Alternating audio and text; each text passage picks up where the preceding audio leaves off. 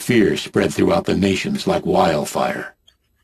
There was nothing the police or the military could do to counter the smiling faces. The only ones who had any chance of stopping these smiling faces were the omniscient and almost godlike professional assassins. The key players behind the scenes of the Four Powers utilized their connections and called upon the group known as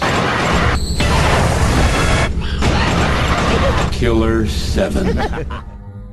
Hi, this is Matt Casamassina. I'm the editor-in-chief of IGN Cube, and today we're going to bring you the official review of Killer 7, one of the most bizarre and interesting, not to mention different games to come out this generation.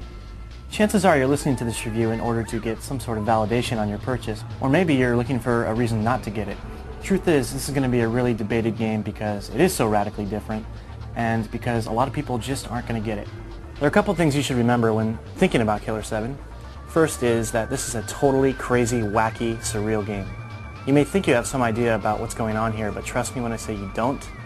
This game is going to throw you for a loop, and it's going to be a totally psychotic experience almost the entire way through. A couple notes for you. First of all, if you're a kid, you may be in for some really bad news, especially if your parents decide whether or not you get these games. Fact is, Killer 7 is a really, truly mature title, and for once the M actually means something on the box. So before we go any further, you should really know that this game is packed full of everything that makes a game mature. Blood, guts, gore, profanity, and sexual themes, not to mention a storyline that deals in terrorism, the sale of children, harvesting of body organs, you name it, it's in there. So, still with me? Okay then, let's keep going. Well, you're probably wondering what the hell Killer 7 is, so let me just give you a quick summary. The game boils down to this. You have third-person style exploration mechanics, you've got first-person shooting, and you've got some puzzle solving. And bringing all that together is a really compelling, totally off-the-wall storyline. What you should really know about the control mechanics is that they're so radically different, they're bound to turn some people off right from the start. You don't really have full freedom of control in this game. Rather, when you're exploring in these third-person style levels, what you're really doing is moving your character around on rails. To make the characters move, you simply hold a button. That makes them run. And then, when you get to branching pathways, you press the direction you want them to go on the analog stick. That's it. That's how movement works. If you're not into that, you're probably not going to like this game. That said, players who can get beyond the control scheme will find a pretty intriguing adventure game here. In Killer 7, you play as one of 7 deadly assassins contracted to stop the Heaven Smile, a terrorist organization bent on the destruction of the world. You play as Harmon Smith, this frail old man who is bound to a wheelchair. What you don't know about him is that he actually is kind of a schizo, and he has these 7 different personalities that he can conjure from his mind into the physical form. Now, the catch is, each of the 7 personalities has different attributes and abilities which makes them special and powerful. It's your job to use these assassins to figure out how to advance through the game, to fight off enemies, to solve puzzles, and of course to use their special abilities to do all of those. If you look around at some of the games in the industry, you'll see that developers have had hard times creating a single likable character. But Capcom actually outdoes itself by creating 7 very likable characters. Each assassin in the game is very unique and likable for different reasons. Let me just give you an idea on how different some of these characters really are. Harmon is in contact with only one of the Killer 7, a man named Garcian Smith.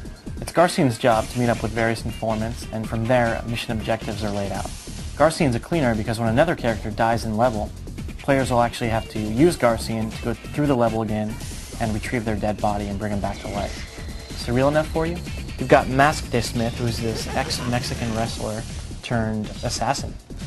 And the reason this guy is so important is because he's really strong and can also perform wrestling moves throughout the game. Kevin Smith, who is an albino, can turn invisible at any time, and he can also throw knives.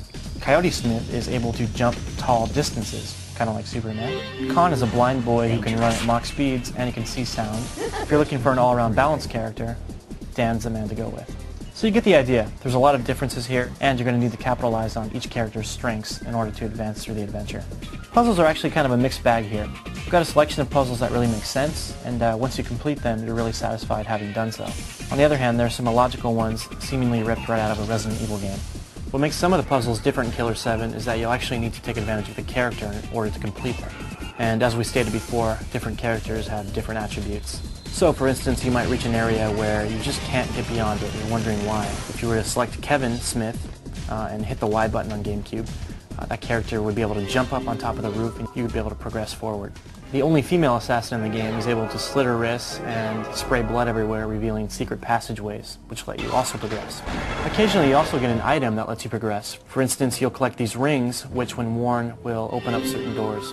So the third major gameplay mechanic in Killer 7 is the first-person shooting mode.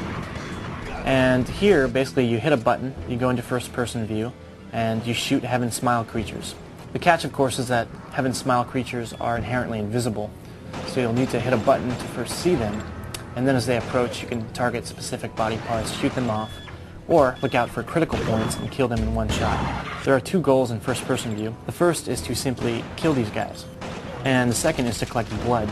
Blood is automatically collected and put into vials, and it's also separated into two types of blood, thick and thin blood. Thick blood essentially lets you enhance your character's attributes, and that makes them speedier, more powerful, and able to aim for longer periods of time, and so on. Meanwhile, after an assassin takes damage, he'll use thin blood to recover his health. So there's a little bit of management here in the whole blood system, and it kind of adds just a little bit of strategy to the experience. I do have a gripe when it comes to boss fights in the game. Sometimes you'll encounter one of these guys and you simply won't have any idea what you're supposed to be doing, and the game only offers very, very vague hints in that regard. Yeah, actually the game seems to give you more hints on how to beat the puzzles than it does on how to master the bosses. As a result, you might find yourself fighting them over and over again until you finally figure it out, which can be frustrating. So what you get here in this video review that you don't get in the text review is, of course, footage of the game in motion. And I think that speaks volumes about why we like it so much. Killer 7 is a really story-driven game. Oftentimes you won't have any idea what's happening, but you'll find yourself very intrigued nevertheless. There's a lot of wacky stuff going on in this game, and part of the thrill is figuring out exactly what it is. The game really succeeds at driving you forward because you want to know what's going to happen next, so you keep playing. I think this is partly credited to the amazing presentation overall. What you have here are some beautiful cel-shaded graphics that don't seem to fit in a really mature game like this, but somehow Capcom has brought the two together. And where the game really excels is at rewarding players for having completed puzzles by giving them extremely gorgeous cutscenes to watch. I can rant and rave about the cutscenes in this game all I want, but really you have to see it to believe it. And we asked Capcom if we could show you some of the more amazing ones in the game, and unfortunately, because they were so story-driven, we were denied.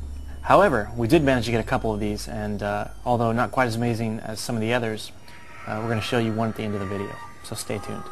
I know that a lot of people are really going to be debating this game for a long time, and I know there's going to be a lot of people who just hate it, but I'm not one of those people. I think Killer 7 is actually really a prime example of a game that's greater than the sum of its parts. Although the control seems archaic by today's standards, it's very functional, and if you can deal with that, you've got a really fun adventure game waiting for you, and one that's bold and new and different, and it takes some chances. And in a video game, that's certainly not commonplace. Coming back to the issue of control and summing up here, I think a lot of people are going to make the point that it's a step backward for gaming because you don't have full freedom of control, and that the game is simply ruined because of that.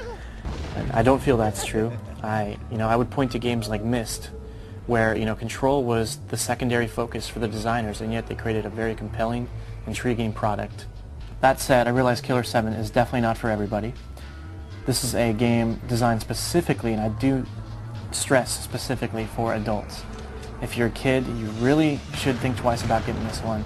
Also, I think kids are going to have a hard time wrapping their heads around the game itself because it is pretty abstract and it can be fairly challenging at points. So Killer 7 is all about story, style, and connecting that all together as gameplay. So if you're looking for a good story with a lot of style, this is the game for you. However, if it's all about control for you, you're probably not going to be into this game, and I would really recommend renting it before you buy it. So as I've been saying, there are definitely going to be mixed reviews here, but I like this game, and I've given it an 8.1 on GameCube, and a 7.9 on PlayStation 2 because that version has a slightly more problematic frame rate and slower load times. So I do want to sum up by saying that, a lot of people get down on video games because you're basically getting these templated versions of the same old thing. And Killer 7 strives to be something totally different. It's unique, and I really think it's a smart and bold attempt at something new. I think you could do worse than to check it out. Even if you rent it first to see if it's your cup of tea, give it a shot.